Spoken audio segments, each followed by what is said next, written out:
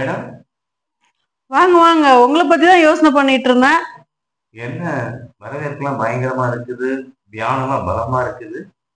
சித்தர்களை மாதிரி தவ நிலைக்கு போறது எப்படி? சித்தர்களா மாதிரியா? ம் கவநிலைக்கா? ம்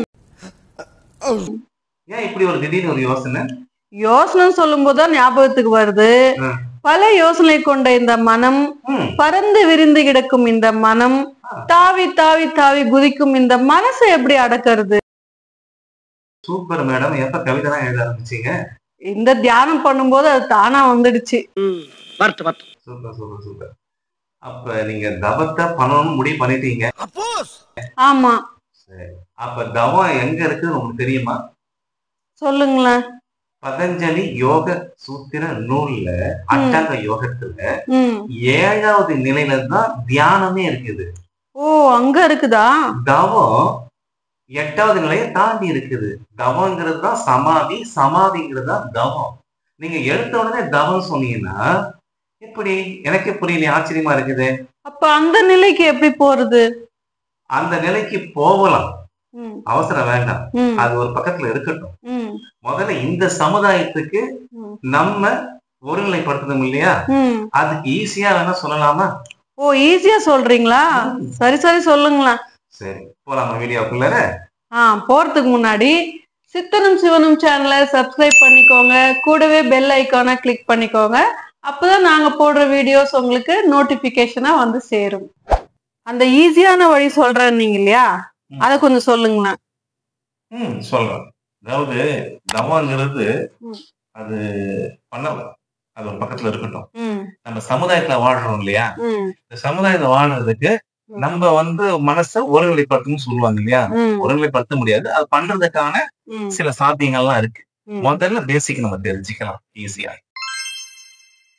இப்ப நீங்க தூங்கி எழுந்திருக்கிறீங்கல்ல, ம் படுக்கை விட்டு தூங்கி எழுந்திருக்கிறீங்க, ம் உடனே எழுந்திருக்கிறீங்களா இல்ல 10 நிமிஷம் 15 நிமிஷம் மறுபடியும் படுத்து தூங்கி அப்புறம் எழுந்திருக்கிறீங்களா? ஒரு சோம்பேறித்தனமா தான் இருக்கும். ஒரு 5-10 நிமிஷம் விட்டுதான் எழுந்திருப்போம். நீங்க மட்டும் இல்ல, 90% எல்லாரும் அப்படிதான் இருப்பாங்க. காரணம் என்னன்னாக்கா, அந்த தூக்கத்தை விட்டுட்டு உடனே டப்புன்னு எழுந்துச்சு யாரும் வர மாட்டாங்க. எல்லாரும் ஒரு 10 நிமிஷம் 15 நிமிஷம் அப்படியே ஒரு 1/2 மணி நேரம் ஆகுவாங்க. காரணம் வந்து அந்த சோம்பேறித்தனம் உங்களை விடாது. ம் பரவாயில்ல, அது அப்படியே இருக்கட்டும் ஒரு பக்கத்துல இருந்து. இதுல என்ன இருக்கு அப்படின்னாக்கா, ம் உங்க ரூம்ல நைட் லேம்ப் இருக்கும் இல்லையா? இருக்கு. அந்த நைட் லேம்ப ஒரு 30 செகண்ட் பாரு. ம் பார்த்துட்டு மறுபடியும் எப்ப உங்களை சோம்பேறித்தனமா படுவீங்க இல்லையா? ம் படுத்துங்க, கண்ணை மூடி படுத்து. ம் இது எதுக்காக நான் சொல்ல வரேன்னா, இந்த நைட் லேம்ப் தெளிவா இருக்கும், ம் பளிச்சுன்னு இருக்காது. அதை கொஞ்ச நேரம் 30 செகண்ட் பார்த்துட்டு மறுபடியும் படுத்துக்குங்க. என்ன இது, தவம் செய்யறத பத்தி கேட்டா பல்பெல்லாம் பார்க்க சொல்றாரு, ஒண்ணுமே புரியலையே. பல்பு தான் எனக்கு ஞாபகம் வருது. ம் இதுக்கு ஒரு அர்த்தம் சொல்லிடுறேன். பல்ப் இருக்கு இல்லையா? 100 வாட்ஸ் பல்பு, 1000 வாட்ஸ் பல்பு உங்களால பார்க்க முடியுமா? பார்க்க முடியாது. பார்க்க முடியாது.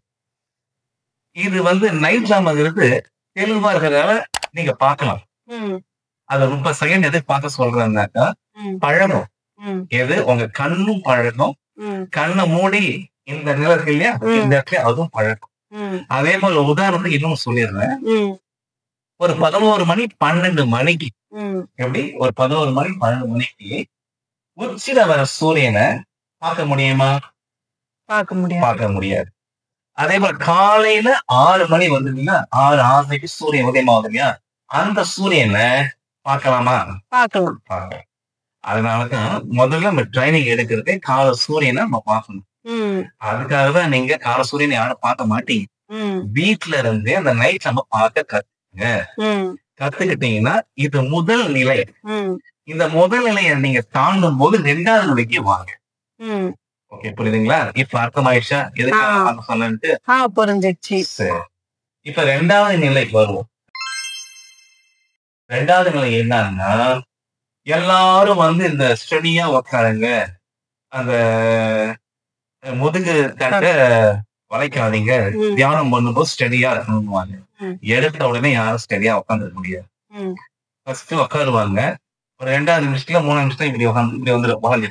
ம் இது ஸ்டடி ஆகணும்னாக்கா முதல்ல நமக்குள்ளே ட்ரைனிங் எடுத்துக்கணும். ம் நம்ம வீட்டுல செவுரு இருக்கு இல்லையா?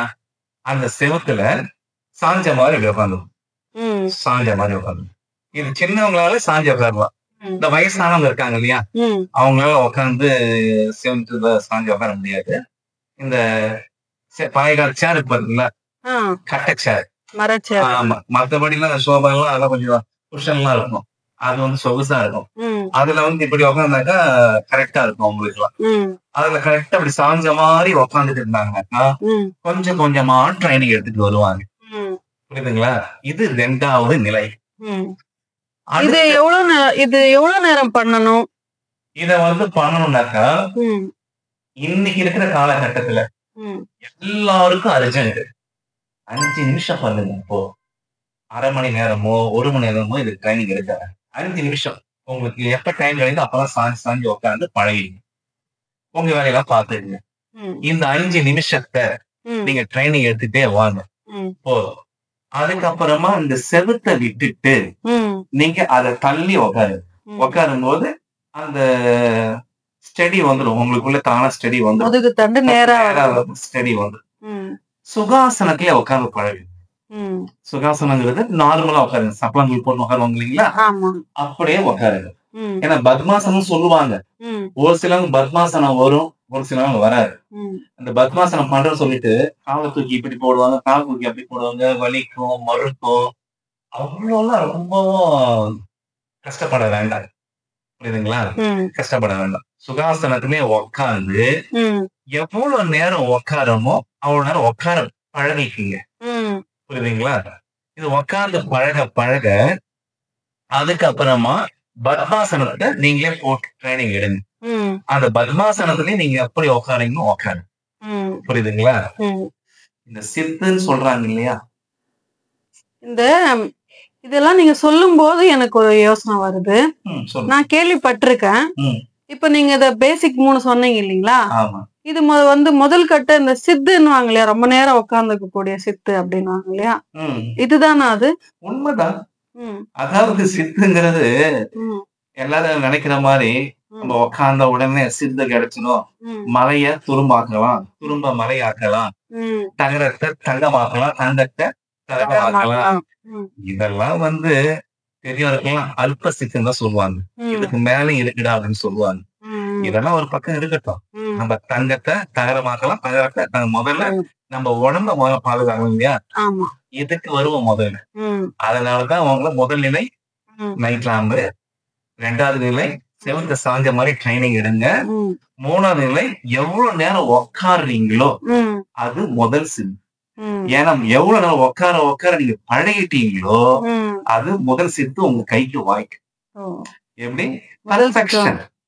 எப்படி? பர்ஃபெக்ஷன் தான் சித்து. எல்லாரும் நினைச்சுக்கோங்க, ஓ இப்படி பண்ணா வருமா, இத பண்ணா வருமா அப்படின்னு. பர்ஃபெக்ஷன் இருந்தாதான் அதான் முதல் சித்து. சரிம்மா, எனக்கு நேரம் ஆயிடுச்சு, நான் கிளம்புறேன். இருங்க இன்னும் ஒரு 3 டிப்ஸ் தான் கொடுத்தீங்க, அந்த தவம் வரைக்கும் சொல்லிட்டு போயிடுங்களேன். தவத்தை அடுத்த பதிவுல பாக்கலாம். அது மிகப்பெரிய அத சொல்ல ஒரே ஷாட்ல முடிக்க முடியாது. ஏன்னா இது 5 நிமிஷம் 6 நிமிஷம் பார்த்தாலே பெரிய விஷயம். இன்னைக்கு இருக்கிற அவசர உலகத்துல இந்த 5 நிமிஷம் பாக்குறதே பெரிய விஷயம். இது அடுத்த பதிவுல நம்ம பார்க்கலாம். ஏன்னா நம்ம கிளம்புறோம். அதுக்கோசம் தான். ரொம்ப நன்றி. தவத்தை பத்தி தெரிஞ்சுக்க உங்களை மாதிரி எனக்கும் ஆர்வமா இருக்குது. ஆனா அடுத்த பதிவுலன்னு சொல்லிட்டாரு. அடுத்த பதிவு வரைக்கும் காத்துன்னு இருக்கலாம். நன்றி. சிவாய நம ஓம் சிவாய சிவ ஓம் சிவாய வசி ஓம் சிவ சிவ சிவ ஓம்.